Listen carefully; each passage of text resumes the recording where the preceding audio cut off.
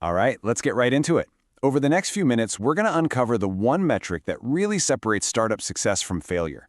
It's the single number that can answer almost every question a founder has. So what is it? What's that one non-negotiable ingredient for success? Well, before we get to the answer, let's knock out some of the usual suspects. Is it a brilliant idea? You know, that one eureka moment that changes everything? Nope, that's not it. In fact, believing your startup is just about that brilliant initial idea, well, that's actually a pretty dangerous mistake to make. Okay, so what about funding? A huge pile of cash from investors? That has to be it, right? Wrong again. Believe it or not, too much money can sometimes be just as bad as too little. All right, last try. It has to be a perfect product then. A flawless creation that users just can't resist. And nope, wrong again. Chasing perfection right out of the gate is a classic trap that can kill a company before it even gets off the ground. So if it's not the idea or the money or this perfect product, what in the world is left? Well, the answer to pretty much all startup problems is focusing like a laser on one simple, but yeah, incredibly demanding concept. And here it is. It all comes down to one thing: growth. A startup is a company designed to grow fast. And everything else you think of when you hear the word startup, the culture, the crazy pace, the funding rounds, all of it is just a consequence of that one single mission. But to really understand why growth is the only thing that matters, we first have to get super clear on what we even mean by a startup. See, when we say startup, we're not just talking about any new company. We mean a very specific type of company, one that's literally built from the ground up to do one thing: grow big, fast. Here's a great way to think about it. A restaurant or a barbershop serves one customer at a time, right? But a startup builds a solution, say a piece of software, just once. And that one thing can then serve millions of people. That's what we call leverage, and that is the engine of crazy fast growth. Okay, so we've nailed down the what. It's all about growth. But now for the how. I mean, if growth is the goal, how do you actually measure it? How do you know if you're winning or losing? It all boils down to one single number. Not your monthly rate, not your quarterly numbers, but your weekly growth rate.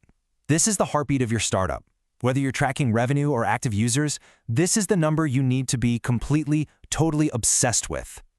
So what's a good number? What should you be aiming for? Well, if you're hitting 5 to 7% growth every week, that's the benchmark. That's a healthy, promising startup. That tells investors, and more importantly, it tells you that you are absolutely on the right track. And exceptional? What does that look like? 10%.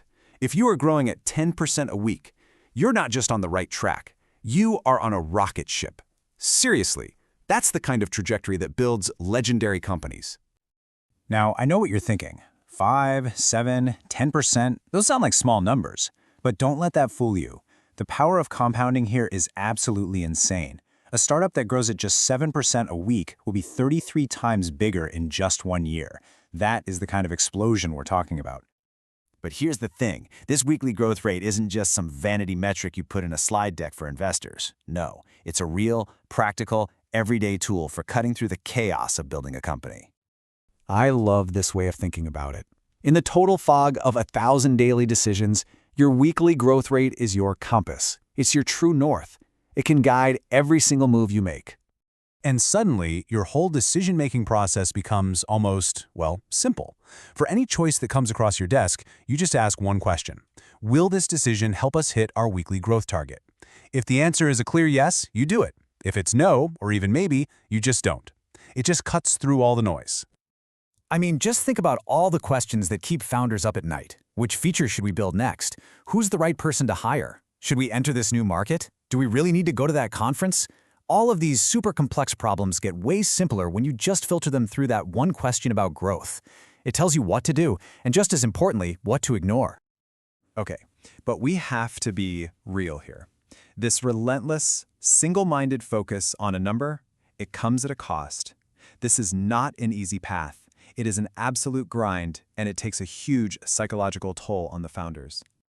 And let me be clear, the low points in a startup are just unbelievably low. But here's the key. If you know going in that it's going to feel terrible sometimes, then when it does feel terrible, you won't think, oh my gosh, I'm failing, I should just give up. You'll know that's just part of the deal. It feels that way for everyone. This might honestly be one of the most important things to understand. People think startups die when they run out of money, but that's usually just a symptom. The real cause of death, almost always, is that the founders just got so demoralized that they gave up. And look no further than the Airbnb story for the perfect example of this. Just try to put yourself in their shoes. You've been working for a year with zero growth. You're funding the entire company with a binder full of maxed out credit cards. Oh, and the worst global recession in decades has just hit. I mean, any sane person would have quit. But they didn't. Why? Because they had seen this tiny little spark. They saw that people were actually doing this crazy thing, renting air mattresses in strangers' living rooms. And they knew deep down that if it could work on that tiny scale, it could work on a massive one. They just couldn't let the idea die. And that really is the final lesson here. In a startup, persistence isn't just a nice personality trait. It's literally the mechanism for survival. As long as you don't give up, you're not dead yet. You're still in the game. So keep going. Keep typing. So let's bring this all home. I'll leave you with a question, and this isn't just some thought experiment. If growth really is your compass, then what is the one single number for your project, your team, or your company that you need to start tracking obsessively this week to move forward?